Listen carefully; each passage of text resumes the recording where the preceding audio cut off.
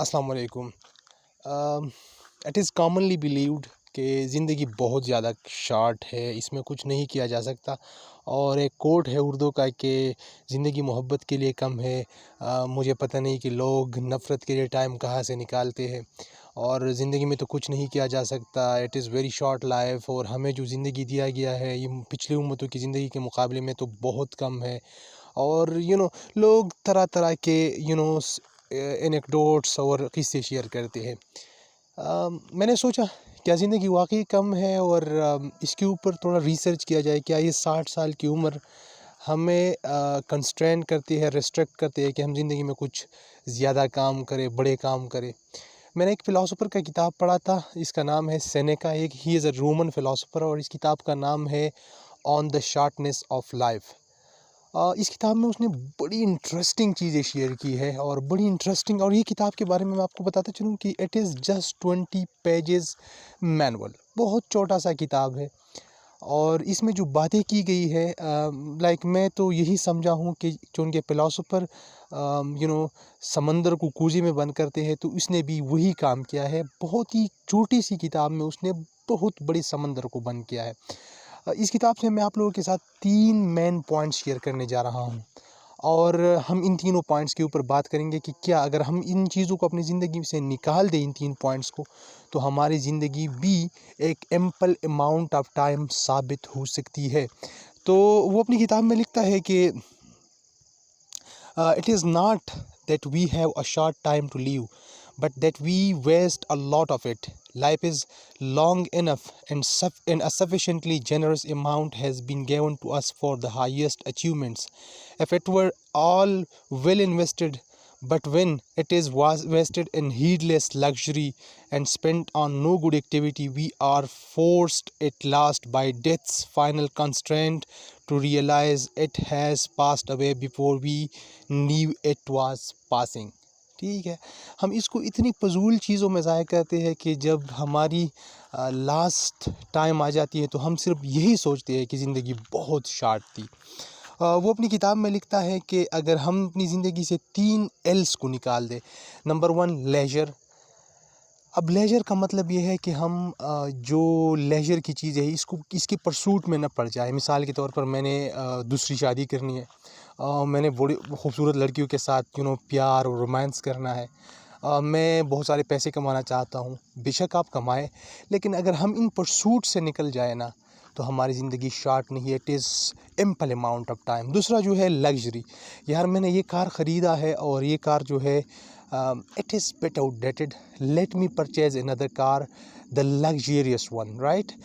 अगर हम इन लग्जरी से निकले, हाँ यार मेरा ये घर है और मैं इस घर में खुश नहीं हूँ, एक दूसरा लग्जरियस घर ख़रीदना है।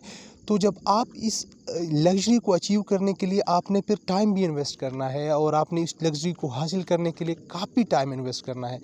And at the end when you are at your bed death you realise कि यार ज़िंदगी बहुत कम था। तीसरा एल के बारे में वो लिखता है कि legacy. He who hopes for the grandeur of his tombstone will spend much of his life planning in even he can be neither attain nor control. ठीक है, वो जो लेगेसी को छोड़ना चाहता है वो भी अपना बहुत ज़्यादा टाइम ज़ाया कर लेता है। फिर दूसरा वो एक बात लिखता है अपनी किताब में कि don't spend your life preparing for life.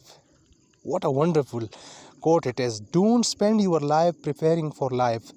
और फिर वो आगे लिखता है कि जो लोग उस बूट के मानंद हो जो कि दूसरों के विंड के ज़ोर पे चलता हो। लाइक इसका मतलब ये है कि आपकी जो बूट है इसके पीछे जो विंड है जो इसको चलाता है वो दूसरों की परसूट हो, तो वो बंदा अपनी ज़िंदगी को कभी इंजॉय नहीं कर सकता। वो भी अपनी डेथ बेड पे यही कहता है कि मेरी ज़िंदगी बहुत शार्ट थी। फिर वो आगे लिखता है कि अपनी जो ज़िंदगी है इसके बारे में वो लिखता है कि so you must not think a man has lived long because he has white hair and wrinkles. He has not lived long, just existed long. There's a difference between living long and existing long.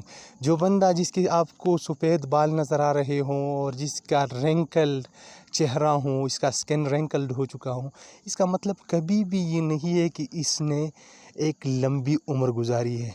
Seneca लिखता है कि इसने सिर्फ लंबी उम्र गुजारी है, live नहीं किए, लंबी ज़िंदगी से ज़िंदगी का मज़ा नहीं उठाया और ने ज़िंदगी को एंजॉय किया, बल्कि उसने एक ज़िंदगी बसर की है, सिर्फ एग्जिस्टेड, राइट। तो बड़ा खूबसूरत किताब है। और फिर वो उस टॉसिंग अबाउट के बारे में भी लिखता है, जिस तरीके से मैंने आपको बताया कि वो एक एग्जांपल देता है कि लिविंग में और एग्जिस्टिंग में कि जब एक सेलर ज़मीन अपने एक वॉयज के और एक एक्सपीडिशन के लिए निकलता है, और जब वो समंदर में जाता है तो एट द वेरी आउटसेट इसको एक तूफ़ान आ जाता है, और वही तूफ़ान की वजह से वो हेतर तेतर हो जाता है और बहुत सारा टाइम गुजार तो लेता है, लेकिन जिस गोल के परसूट में वो निकला था उस गोल को परसू करने में वो नाकाम हो जाता है। और जब वो रिटर्न करता है तो लोग ये समझते हैं कि उसने इस एक्सपीडिशन के ऊपर बहुत बड़ा टाइम इन्वेस्ट किया, लेकिन in reality he did not achieve his goal. तो इसका मतलब उस बंदे की तरह है जिस बंदे ने तो अपने बाल यहाँ पर सफ़ेद किए, लेकिन अपनी परसूट को और अपनी ज़िंदगी की में जो कंटेंटमेंट का फैक्टर था और अचीवमेंट का जो फैक्टर था वो अचीव नहीं किया। तो एट द एंड इसका मतलब ये था कि ज़िंदगी जो है इस बंदे के लिए बहुत शार्ट, वो अपनी ज़िंदगी को समझता है कि मेरी ज़िंदगी बहुत शार्ट रही, क्योंकि वो फोकस्ड नहीं रहा अपनी ज़िंदगी में।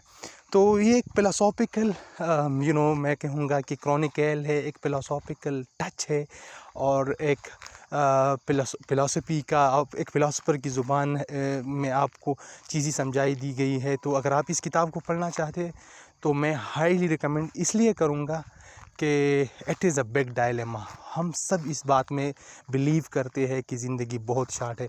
तो अगर आप इस ज़िंदगी को फ्रूटफुल और प्रोडक्टिव बनाना चाहते हैं तो इस छोटी से मैनुअल को ज़रूर पढ़िएगा। नेक्स्ट वीडियो तक अपना बहुत सारा ख्याल रखिएगा। Till that time, fee Aman Allah.